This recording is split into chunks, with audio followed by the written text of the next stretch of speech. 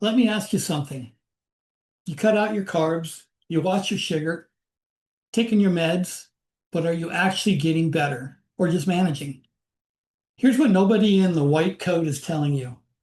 The number one thing destroying your blood sugar isn't carbohydrate, it's fat. Fat jammed inside of your muscle cells, blocking your insulin receptors from doing their job.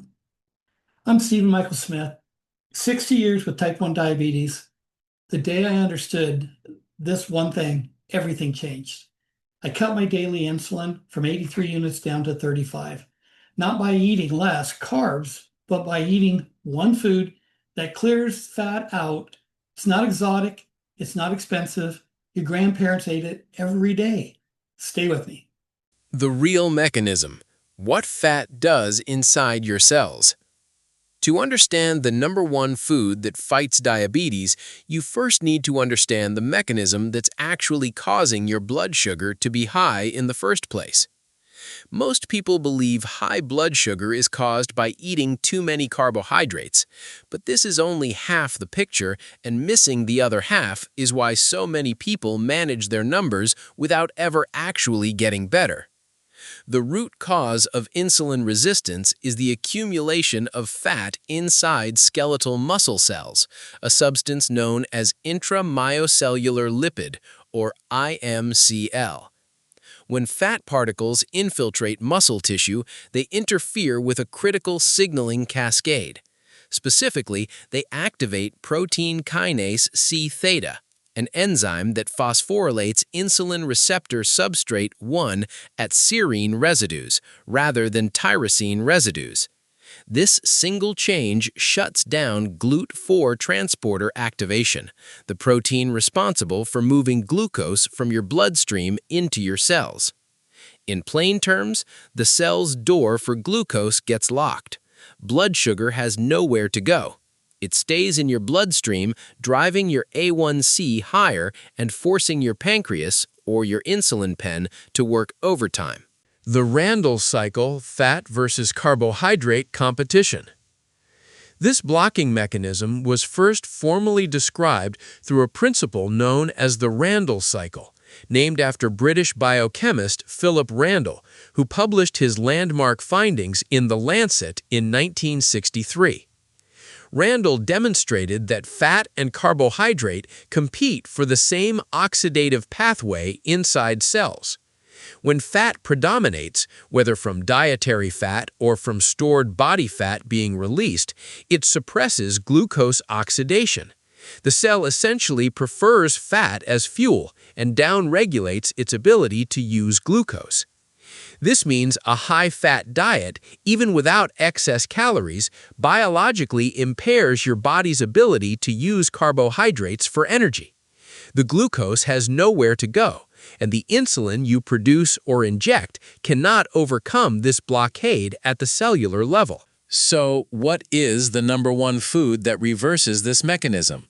The answer is the whole food starch, specifically starches high in resistant starch and dietary fiber. This category includes the white potato, the sweet potato, cooked and cooled rice, whole corn, oats, and legumes such as lentils, chickpeas, and black beans. These foods do two critical things simultaneously. First, they are extremely low in fat. A medium-baked potato contains less than 0.2 grams of fat. 1 cup of cooked lentils contains 0.8 grams of fat. These foods are structurally incapable of driving the fat insulin resistance mechanism. The clinical evidence, what studies actually show.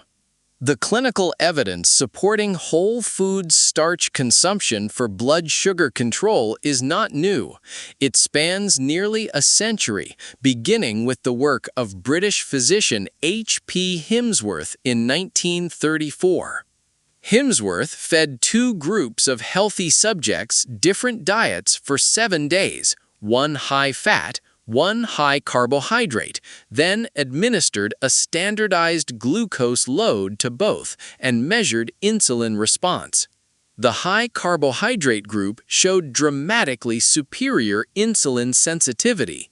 Hemsworth concluded that dietary fat, not carbohydrate, was the primary driver of impaired glucose metabolism. Fast forward to 2006, a landmark randomized controlled trial by Dr. Neil Barnard and colleagues at the Physicians Committee for Responsible Medicine compared a low-fat, plant-based diet to the American Diabetes Association standard diet in type 2 diabetic patients over 22 weeks. Results? The plant-based group reduced A1C by an average of 1.23 percentage points versus 0.38 percentage points in the ADA group. The plant-based group reduced diabetes medications at 3 times the rate of the control group. Body weight fell significantly more in the plant-based group, and, critically, no calorie restriction was imposed on either group. A 2009 follow-up study by Barnard et al. Extended these findings over 74 weeks, confirming the low-fat plant-based group maintained superior glycemic control compared to the ADA diet group over the long term. Perhaps most compelling for type 1 diabetics specifically, a 2018 observational study published in the journal Nutrients examined individuals managing type 1 diabetes on a whole food plant-based diet.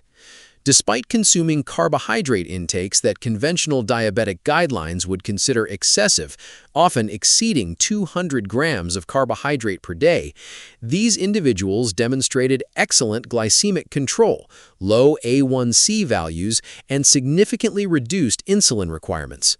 The mechanism? Low dietary fat intake had sufficiently reduced intramyocellular lipid to the point where insulin sensitivity was dramatically improved, meaning the same glucose load required far less insulin to clear.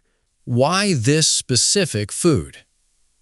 Within the whole food starch category, one food stands out above all others as the single most nutrient-complete, most satiating, most insulin-friendly food available: the whole potato. The potato is one of the only foods on Earth on which humans have survived in excellent health as a near-sole dietary staple for extended periods. Irish communities subsisted largely on potatoes for generations prior to the famine, not because of it, and health records showed low rates of cardiovascular disease and metabolic dysfunction. Nutritionally, a medium-baked potato with skin provides 161 calories, 37 grams of complex carbohydrate, 4.3 grams of dietary fiber, 4.3 grams of protein, and only 0.2 grams of fat. It contains meaningful amounts of potassium, vitamin C, B6, and magnesium. It is one of the most satiating foods per calorie ever measured on the satiety index, outperforming white bread by a factor of 3.2 and outperforming eggs, beef, cheese, and white rice. When cooked and then cooled, the starch in potatoes undergoes retrogradation, converting a significant portion to resistant starch type 3. This dramatically lowers the glycemic impact on reheating compared to freshly cooked potato, while maximizing the fermentable fiber that feeds butyrate-producing gut bacteria. What happens when you eat this way? The timeline. When individuals adopt a low-fat, whole-food, plant-based diet centered on whole starches, the timeline of metabolic improvement follows a predictable and well-documented arc. Days 1 through 7. Blood sugar variability often increases initially as the body adjusts to higher carbohydrate intake. For insulin-dependent diabetics, close glucose monitoring is essential during this transition. Some individuals require insulin dose adjustments within the first week as insulin sensitivity begins to improve. Days 7 through 21. Intramyocellular lipid begins to clear from muscle cells as dietary fat intake drops. Insulin receptor function starts to improve. Many participants in clinical studies report reduced fasting glucose values by the end of the 3rd week, along with improved post-meal blood sugar patterns. Days 21 through 90, gut microbiome composition shifts toward butyrate-producing bacteria as resistant starch intake increases. GLP-1 secretion improves. A1C values begin declining measurably. Insulin requirements for both type 1 and type 2 individuals frequently decrease.